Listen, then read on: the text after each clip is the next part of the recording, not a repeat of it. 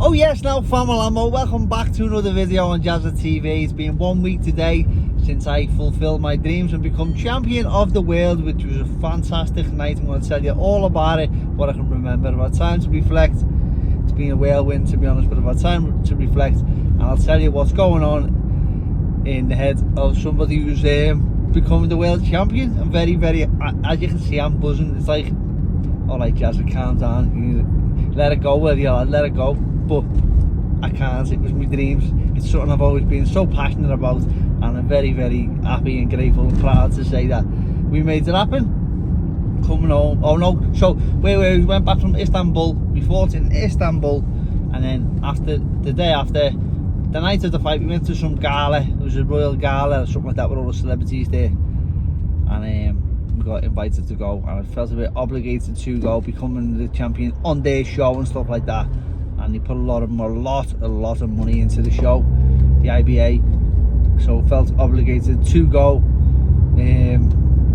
I got a chance to speak with Kremlov after it and say thank you. Sorry for upsetting the party, but thank you for the opportunity. I'll defend your title with honour and pride. And just at that moment, Naomi Campbell walked through.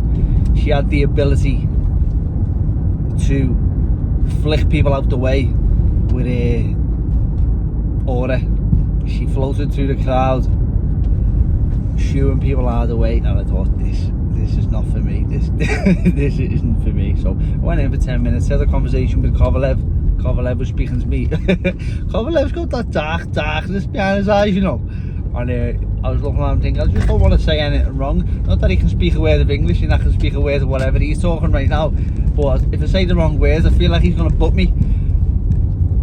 I can see the darkness in his eyes. And 2 minutes into the conversation, he then cops on, I'd just been the fighter who beat his mate. I thought I need to get away from Kovalev before he has a nasty turn, and I get an hiding. So I got off and I went back to the normal restaurant with the team and the people who've been around me.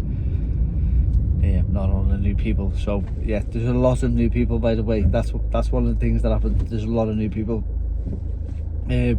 But yeah, so then the next day I went back to Dubai, had a meal with the team, went to the gym, seen everybody at the gym. Thank you to everyone for the help and the preparation. Me and Coach Albert and Sam and Havanes, who've been in camp all the way through the camp together in Dubai. We went for the meal with the team, the Golden Ring team, and we had a nice meal. I had a quail. I thought it was a pigeon. I thought it was a stag. I couldn't believe it. I was eating a pigeon. I was telling my mate I'm on them. We call it. What do you call pigeons? Wherever you're from, we call them mix. That's what we call them, pigeons. I've just got a ring on it. We call it a ringer, and then we get them and we stamp all over the leg, and then we take the ring off and put the ring on the lace, and we collect pigeon rings. No, we don't really do that, but do we there? Who knows? So anyway, what do you call pigeons where you're from? Call them stragglers. Stragglers, Geknaars, they call them in Dublin. So yeah, leave it in the comments anyway. So where you going, Jed? Where are you going with this? So then the pigeon was lovely, by the way. Whatever, it was a quail. We're a pigeon, it was a quail. So then the next night I came over, from the Wednesday to the Saturday. I didn't know this was possible without drugs. I slept 6 hours from a Wednesday to a Saturday. It must have been the adrenaline from the fight, the high, the buzz. I had 18 hours, then 18 hours from the morning. I woke up on a Wednesday morning, 10 AM for the fight. I had 60, was it the next day? And I did, not that night I didn't sleep. The next night I had 6 hours. The day after I didn't sleep. And the day after, was it? I don't know. So 3 days, 6 hours. Didn't know it was possible without drugs, but it turns out that it is. So being getting my sleep back in Liverpool for the week. Actually, no, we went to Wales, went to the caravan. It was nice to be home with the family. It was nice going home to me ma after all these years, saying I'm going to be world champion. My dad was there with me, obviously, but going home to me ma and watching the fight together and just saying, I've done it, ma, you know, thank you for putting the love into me that you did, and supporting me, and making me world champion. I'm glad that we got that moment together, you know, because obviously It took a long time, hasn't it? It's been 14 years for me. My mates in the group chat was trying to figure out who has been a professional boxer the longest without being a world champion. And there was a fella called, he was called Thalamini, I think his name was. Thalamini. And obviously not the oldest world champion like Sir Bernard Hopkins and George Foreman, who's been the longest without winning the world title and being persistent. Thalamini, something like that. He was about 14 years and 7 months or something like that, a month more than me. He beat Nigel Benn. And then I didn't know this. I think it was Archie Moore was 17 years. 17 years, imagine that, being in the game for 17 years as a professional boxer. Not many people even have a career for, well, does anyone have a career for 17 years as a pro boxer? And then he won a world title. But Archie Moore is a well-known fighter, isn't he? So he must have had the best days afterwards, or maybe he had title fight after title fight and just didn't win. I don't know. I'm gonna look into it a bit more. But if any boxing statos out there like that type of thing, have a look through BoxRec, see if you can find anyone. Mine was 14 and a half years, so you can imagine how satisfying it was to finally get there 14 and a half years later. The day of the fight, so around the fight was, well, come back to Liverpool, being beautiful, being received at home. When I got off the plane, he was a lad, didn't know his name, I didn't know who he was, but I knew he was a Scouser. I'd seen him before on the plane, and when I'm coming home, I love going back to Liverpool, but I was going back to Manchester first, and I seen him on the plane and said, he's a Scouser, I know he's a Scouser. And you say, yeah, well, he probably has a pair of 110s and he's wearing Monterex, he weren't, but I just knew in the eyes he was a Scouser. So anyway, when I get off the plane, we're waiting for our luggage, he didn't say nothing, he just put his hands out, shook my hands and said, well in, lad.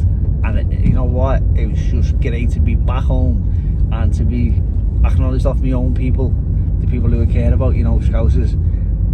And whoever that guy was, thank you so much. It didn't half make me day, I'll never forget it. Thank you, yeah, thank you so much. So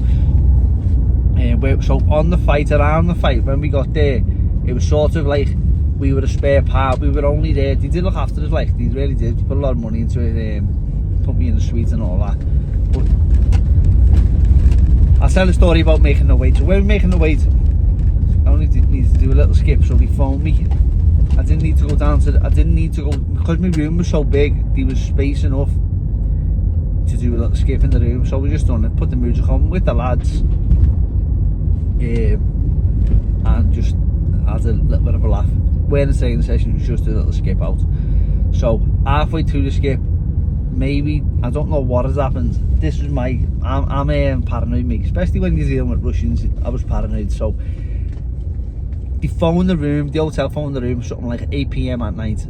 We're just phoning about your room change, and I'm thinking, room change at 8 PM at night? Come on, you're just phoning because you think that you haven't seen me in the gym training, sweating my ass off, so you just want to know, where is he, what's he doing, how are we going to get hold of him, how are we going to disturb him? So I thought, they might actually know that I'm getting the rest of the weight off, they want to disrupt me here. So Sam Bell from Armenia, who's on the team, says, do you listen to me, don't you fucking phone this phone back. Very aggressive. Sam doesn't need to be like that. I'm trying to get a word and Sam's going, fuck off, and then Havana's just going, woof, woof, woof. And everyone's just going mad, and I'm saying, fucking hell, I'm trying to get the conversation out of it. And the fella said something about a suite, so when he put the phone down, don't phone the phone back, fuck off. I put the phone down, and I said, did he just say something about a suite? The phone him back. Did he say suite? So he said, no, he never said. So then, and then Coach Albert said, he did, I'm sure I heard suite.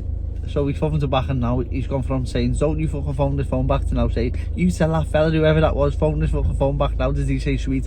So he did. He actually said, we phoned you to upgrade your room. So after I skipped a little bit of weight off, weight was sound the night before, went up to my suite. It was a lovely place. They didn't have, put a few quid into it. Thought, oh, I can get used to this is very nice. I was like Borat taking my clothes out in the lift when I got there. Oh, very nice. Fucking getting all my clothes out, setting up in the lift. Thought it was my room. It was a lovely hotel. So I got the feeling that I was there to, well, I didn't get it, I knew all along I was there to lose. So around the hotel, everyone's being respectful, by the way, no one's being a wanker about it, but it was just like, I knew I was there just to lose. you probably want to give him a reputation in England, build a name on him, and then that's how you grow your fighter, isn't it? He's been a legitimate fighter, Jazza. He's fought for world titles, and so if we beat him, it's a good little scalp. 10 minutes, if you're still watching this, wow. So anyway, that was the plan, you could tell from the start, and I thought, you all think that you're going to beat me. It was funny, one day I said to Albert, look, it's mad, and they all honestly really believe that they're going to beat me. It's crazy. So the day of the fight, the morning of the fight, there was a big massive press conference, and there was all the faces there, so I was just doing nothing. I went out to the coffee shop, missed the breakfast, so I went outside to see if I could get something to eat. Didn't know what to eat, so I got a scone. I love a scone, don't I? I got 2 scones actually, and a cup of coffee. And when I was in there, I was speaking to Johnny Nelson in the coffee shop. Mad, it's that many people there. Johnny Nelson was in the coffee shop. Was it Derek Chisora, Johnny Nelson, girl from Boxing King Media, David A, and who else was there? Napa. So it was just like a who's who everywhere you go. So I was speaking to Johnny. I had a conversation with Johnny. A good conversation actually for another time. He was talking about social media, what it's been like in this day and age. How Brendan Ingle was utilised the social media because he was great and he was ahead of his time. Another conversation. But anyway, Johnny said that you're coming over to the press conference. Said, what press conference? What is it? Should I be there? Have I missed a memo? Turns out I should not have been there, because when I did go over there, it was a who's who, and I had the privilege to have a conversation and meet for the first time.